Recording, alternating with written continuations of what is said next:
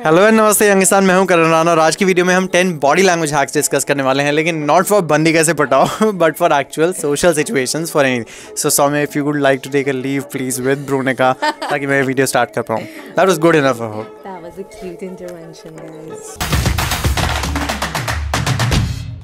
सो body language एक ऐसी चीज़ होती है जो एक non verbal way of communication होता है। फॉर एग्जांपल, अगर मैं आपको कोई भी बात मुंह से बता रहा हूँ, कह रहा हूँ, तो उसकी वाणी, उसके शब्दों का चयन, चॉइस ऑफ वर्ड्स तो कर रहा ही है कुछ ना कुछ एक्सप्रेस, लेकिन मेरे इस तरह का ये जो बॉडी लैंग्वेज है, 80% of the communication is said as per research studies that it's supposed to be more of body language rather than what you say. For sure, एक इंसान क्या कहता है से बहुत ज़्यादा ज़रूरी होता है कि वो इंसान उस बात को कैसे कहता है, और वो कैसे कहता है कि टोन, उसकी मूड, उसका सेंटिमेंट जो है उनकी बॉडी लैंग्वेज से दर्शाया जा सकता है। अब आप भले किसी भी सोशल सिचुएशन में हो, मैं कुछ 10 हैक्स आपको ऐसे बताऊंगा अलग अलग बॉडी पार्ट्स के जो कि आप यूज़ कर सकते हैं। So let's dive right in. Number 1, eye contact. अब अगर आप डेटिंग कर रहे हो या किसी लड़की को इम्प्रेस कर रहे हो तो ऑफ कोर्स आपने सुना होगा कि अगर आंखों में आंखें डाल के बात करी जाती है तो ऐसा लगता है कि एक इंटीमेट रिलेशनशिप की शुरुआत है। ठीक उसी प्रकार बहुत ही पेचीदा फैक्ट बताता हूँ, एक कंटेंट क्रिएटर की दुनिया में इस वक्त जिससे मैं बात कर रहा हूँ वो एक कैमरा है, एक निर्जीव इनएनिमेट ऑब्जेक्ट, उसका लेंस, उस लेंस की आंख में मैं आंखों से आंखें डालकर इस वक्त आपसे बात कर रहा हूँ। जी हाँ, आपसे। आपको ऐसा लग रहा होगा कि थोड़ा मैं स्टेयर कर रहा हूँ, बट ऑन पर्पस मैं पास आके आंखों में आंखें डालकर कुछ बात करना चाह रहा हूँ। Eyes are such actually windows to the soul, जिस तरह से कहा जाता है। अगर आप किसी से आंख बार बार चुरा के बात कर रहे होते हैं तो वो इनसिक्योरिटी की निशानी होती है। अगर आप बार बार किसी से आंख मिलाते हैं और बीच बीच में हटाते हैं तो वो इनकॉन्फिडेंस, अनकॉन्फिडेंस। What is the opposite of confidence? तो कॉन्फिडेंस ना होने की एक निशानी होती है। तो जब भी आप किसी के साथ एक रिलेशनशिप बनाना चाहते हैं, मैं डेटिंग की बात नहीं कर रहा हूँ, ये किसी भी पार्लांस में बात कर सकते हैं। फॉर एग्जांपल, अगर आप एक इंटरव्यूअर हैं और मैं इंटरव्यू ही हूँ और मैं आंखों में आंखें डाल के एक जवाब दे रहा हूँ, तो एक कॉन्फिडेंस की निशानी है कि शायद मेरा सब्जेक्ट मैटर एक्सपर्टीज और अथॉरिटी भी उस टॉपिक पे है, इसीलिए मैं आंखों में आंखें डाल के ये बात कह सकता हूँ। So number 1, always pay attention to what your eyes are doing. Number 2, जैसे कि मैंने नंबर 1 में अभी फंबल मारा था, मुझे कॉन्फिडेंस का ऑपोजिट नहीं पता चला था, तो मैंने किस चीज का सहारा लिया था? स्माइल का। So number 2 is smile. Smile आप किसी भी सोशल सिचुएशन में करते हैं तो नंबर 1 वो आपकी अप्रोचेबिलिटी, अट्रैक्टिवनेस, फ्रेंडलीनेस जताती है। तो स्माइल का हमेशा सहारा लें, क्योंकि स्माइल एक्चुअली आप दो लोगों के बीच में, स्पेशली जब स्ट्रेंजर से मैं मिलता हूँ, सीक्रेट्स, जब मैं स्ट्रेंजर से मिलता हूँ तो मैं बहुत जल्दी स्माइल करने की एक कोशिश करता हूँ और बहुत ही एक ऑफ टॉपिक स्मॉल टॉक, एक फ्रेंडली चैट करने की एक कोशिश रहती है मेरी, ताकि हम दोनों के बीच में जो फॉर्मेलिटी की लेयर्स है वो जितनी जल्दी हो सके ख़त्म हो सके, क्योंकि उस फॉर्मेलिटी की लेयर के उस पार हम खुल के बात कर सकते हैं।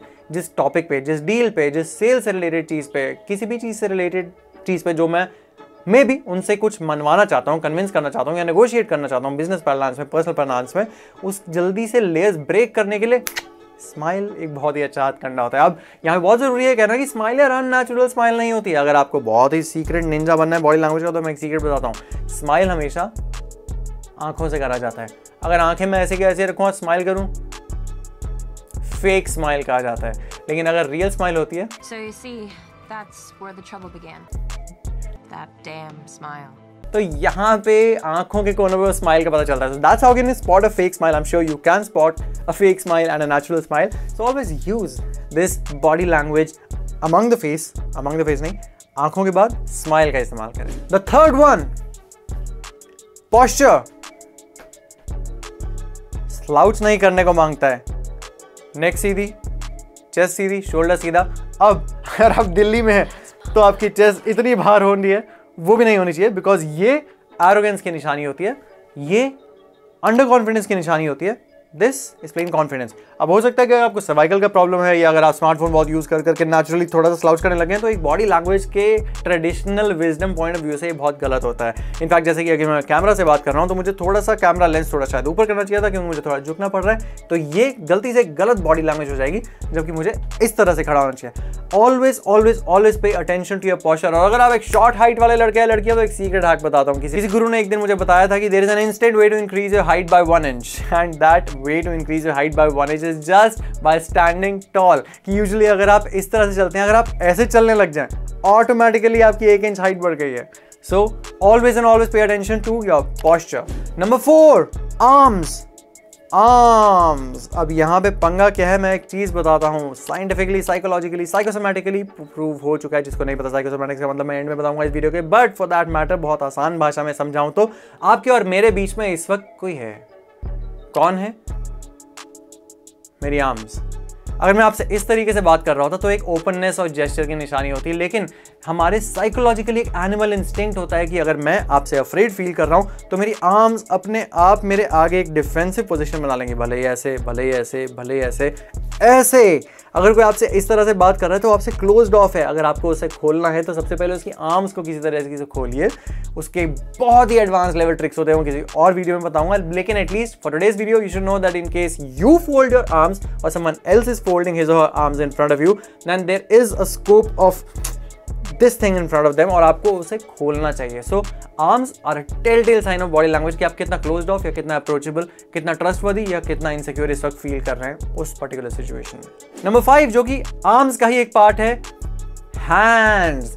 ओपन हैंड जेस्चर्स कहा जाता है कि कॉन्फिडेंस की निशानी होती है। आपने देखा होगा टेड टॉक्स में या किसी पैनल डिस्कशन में, जब आप किसी दिग्गज इंसान से मिलते हैं या कभी किसी बहुत ही फेमस पब्लिक स्पीकर से मिलते हैं जो कि क्लासरूम में आपको कुछ पढ़ा रहे होते हैं, वर्कशॉप, सेमिनार्स, सिंपोजियम्स, उन सब में ओपन हैंड जेस्चर्स एक बहुत ही कॉन्फिडेंस की निशानी होती है। ओपन हैंड जेस्चर मतलब हाथ बंद नहीं है, हाथ क्लोज नहीं है, हाथ ओपन है और हाथ ऑडियंस की तरफ है। इसका एक साइकोसोमैटिक, साइकोलॉजिकल, साइंटिफिक रीजन है कि मैं कुछ छुपा नहीं रहा हूँ, मेरे हाथ खुले हैं, मैं कुछ छुपा नहीं रहा हूँ, पीछे नहीं है, बंद नहीं है, फिस्ट बंद नहीं है, जो भी है आप सबके सामने है। तो ये एक बहुत ही ट्रस्ट बनाने वाला एक सिचुएशन होता है। तो अपने हाथों का इस्तेमाल करें अगर आप अपने आप को एक ट्रस्टवर्दी इंडिविजुअल की तरह सामने प्रोजेक्ट करना चाहते हैं। तो अगर आप ऐसे करते हैं, ये भी एक बहुत अच्छी बॉडी लैंग्वेज की निशानी होती है, लेकिन अगर आप ऐसे कर रहे हैं, ऐसे कर रहे हैं, हाथ पॉकेट के अंदर छुपा के ऐसे चल रहे हैं, कम ऑन,